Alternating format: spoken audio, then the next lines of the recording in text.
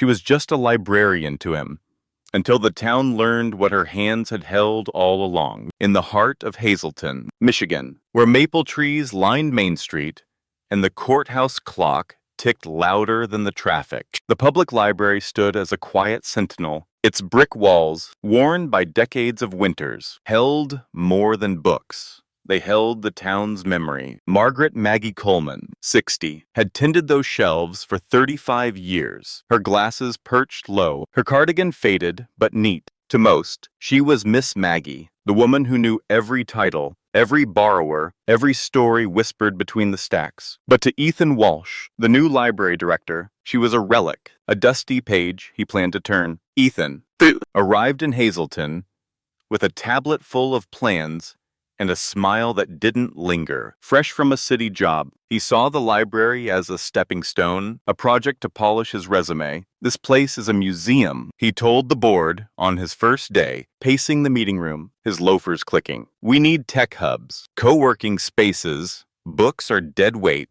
The board, mostly retirees, who'd grown up with Maggie's summer reading programs, shifted uneasily. Mr. Larson, 68, cleared his throat. Miss Maggie's kept this library alive. Ethan, you sure about closing it? Ethan shrugged, his voice smooth. Progress doesn't wait for nostalgia. Sir, she'll understand. Maggie overheard him from the circulation desk, her hands pausing over a stack of returns. She didn't flinch, didn't argue, just kept stamping due dates, her rhythm steady as the clock tower's chime. But her friend Clara, 6, a retired teacher who volunteered at the library, caught her eye. He's trouble. Maggie, Clara whispered, shelving a mystery novel. Talking about you, like your furniture. Maggie adjusted her glasses, her voice low. Let him talk. Clara. Words don't move mountains. But her fingers brushed a locked drawer beneath her desk, where a sealed envelope lay.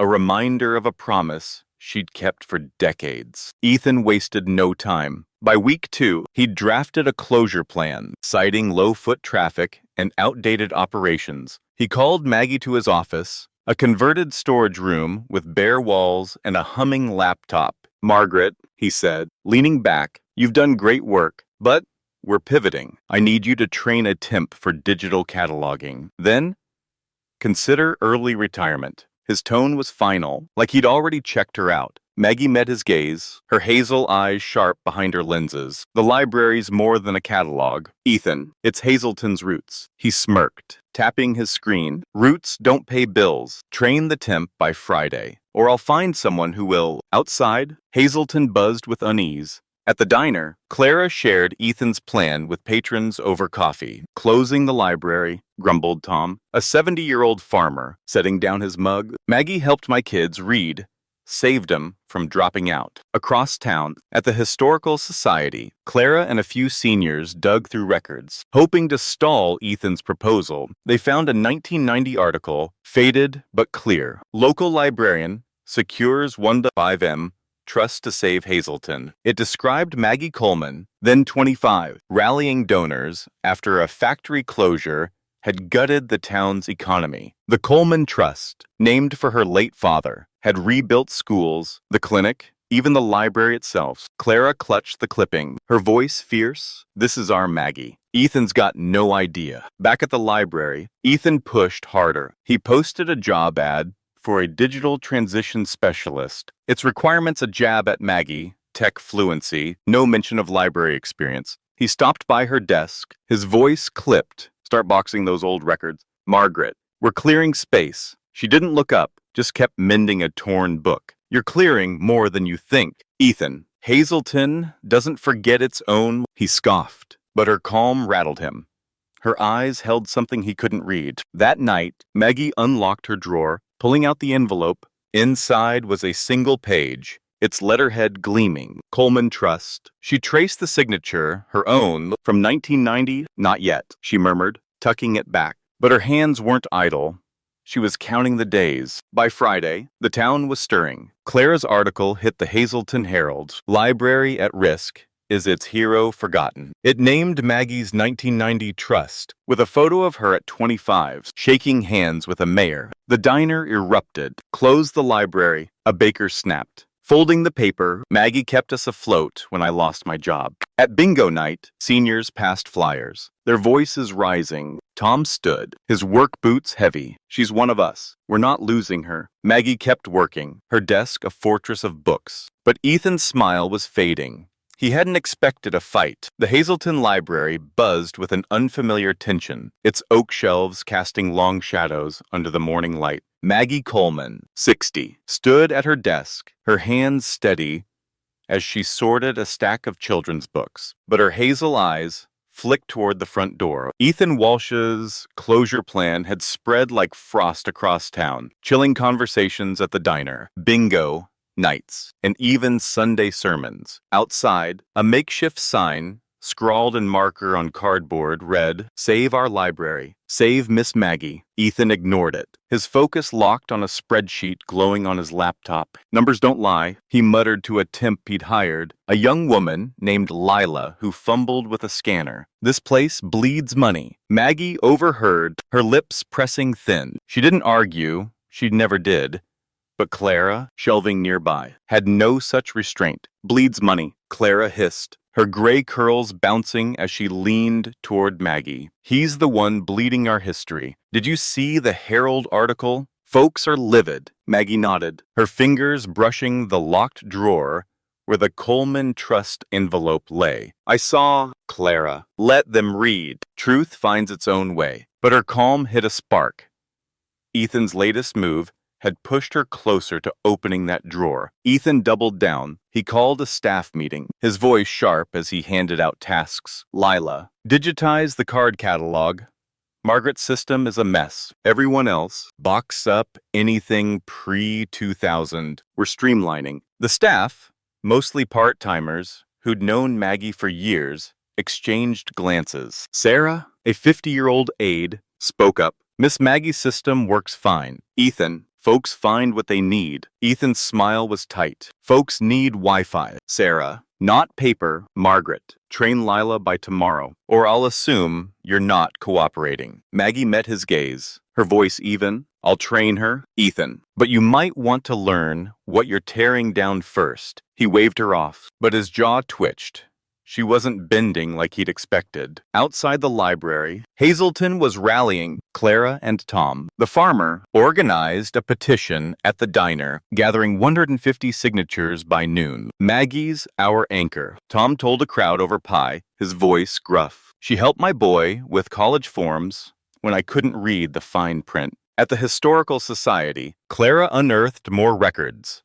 A 1995 ledger showing Coleman Trust funds rebuilding the fire station, and a 2000 note praising Maggie for securing grants during a budget crisis. Clara showed them to the Herald editor, who ran a follow-up, "Who is Maggie Coleman? Hazelton's unsung hero." The article included a grainy photo of Maggie at 30 signing a trust document, her face serious but proud. Social media, mostly run by grandkids, lit up with Save Maggie hashtags, rare for a town of 3,000. Ethan felt the heat. At a coffee shop, a retiree glared as he passed.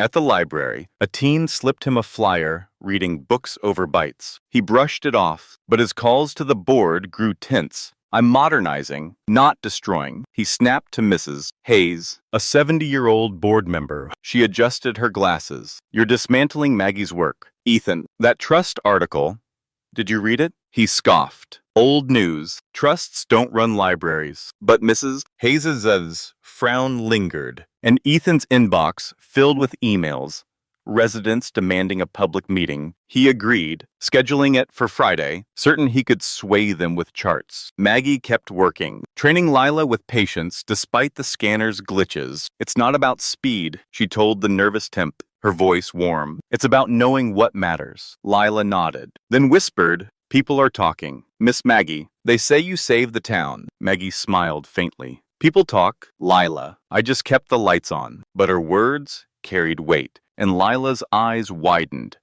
She sensed Maggie was more than her cardigan suggested. That night, Clara slipped Maggie a folder at closing time. "More trust records." Clara said, breathless, "You funded the park." Maggie, even the Christmas lights. Ethan's clueless. Maggie tucked the folder under her arm. He'll learn. Clara, soon. Thursday brought trouble. Ethan, rattled by the petition's 300 signatures, posted a memo. Library closure vote at tomorrow's meeting. He cornered Maggie at her desk, his tone cold. Margaret, don't fight this. Retire quietly, or I'll report you for obstructing progress. She looked up, her glasses glinting. Progress. Ethan, or your resume. He flinched, unused to her edge, and stormed off. Clara overheard, her voice fierce. He's scared. Maggie, time to show him. Maggie didn't answer. She was already planning. By Friday morning, the library was a fortress of whispers. Residents packed the meeting room, their chairs creaking under farmers. Teachers and seniors clutching Herald clippings. Ethan stood at a podium, his tablet ready with graphs. Maggie sat in the back, her envelope now in a worn satchel, her face calm but resolute. Clara squeezed her hand. This is it. Maggie, they're with you. As Ethan began his pitch, Hazelton needs innovation, not old books. The crowd stirred, eyes on Maggie. She rose, her steps deliberate, and walked to the front. Mind if I share a word about Hazelton's history? Ethan, she asked, her voice clear as a bell. The room held its breath, and Ethan's smirk faltered. He'd planned to erase her, but Maggie was rewriting the story. The meeting room of Hazelton's library was a sea of faces, their murmurs blending with the creak of old chairs. Farmers in flannel, teachers with reading glasses, seniors clutching Herald articles. Over 100 souls packed in, their eyes fixed on Maggie Coleman. At 60, she stood before the podium, her faded cardigan, no match for the fire in her hazel eyes. Ethan Walsh, the young director, gripped his tablet, his confident smile gone, replaced by a tight jaw. He'd planned to sell his closure pitch, but Maggie's quiet request to speak, a word about Hazelton's history, had shifted the air. Clara, 6', sat in the front row, her hands clasped,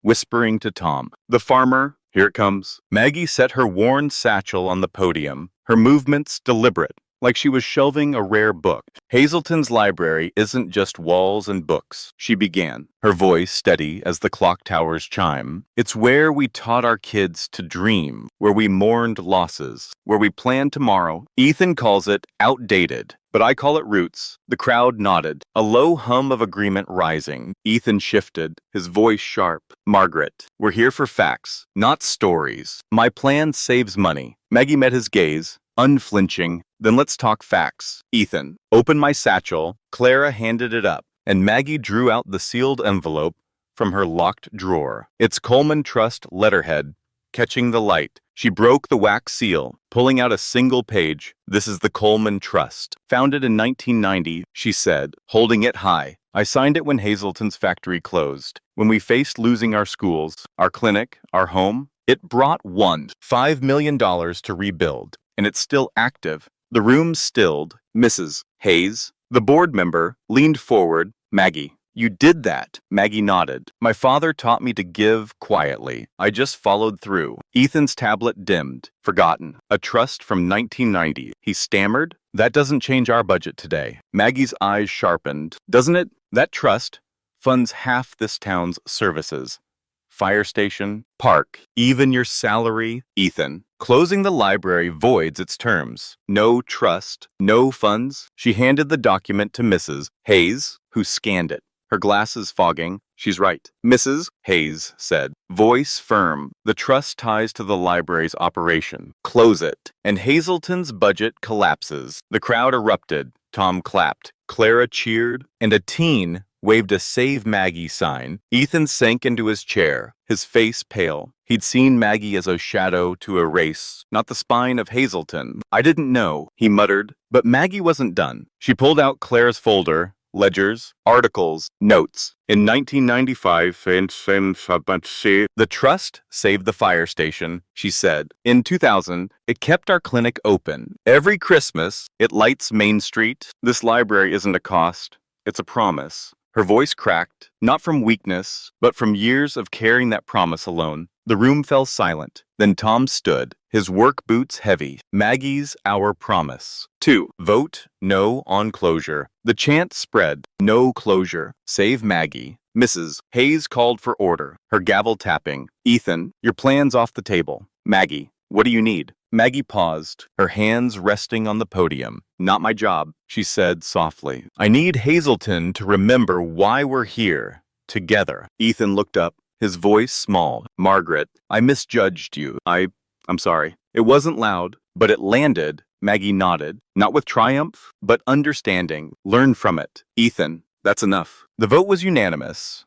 Library stays open, but Hazelton didn't stop there. By Monday, the Herald ran a front-page story. Maggie Coleman, Hazelton's quiet hero. The diner hung a plaque, Coleman Corner, for our librarian. At bingo night, Clara organized a fundraiser, raising $5 Eldon for new books. Ethan stayed, quieter now, asking Maggie to teach him her system. It's not digital, he admitted, but it works. She smiled, handing him a borrower's card. Start here. Ethan, every name's a story. A month later, Main Street glowed with Christmas lights. The Trust's gift brighter than ever. Maggie stood outside the library, watching kids read under the oak tree. Her cardigan swapped for a scarf Clara knitted. Tom joined her, his voice gruff. You didn't just save the library, Maggie. You saved us. She shook her head, her eyes on the lights. Hazelton saved itself. Tom, I just held the pages. But as she turned back to her desk, the town knew.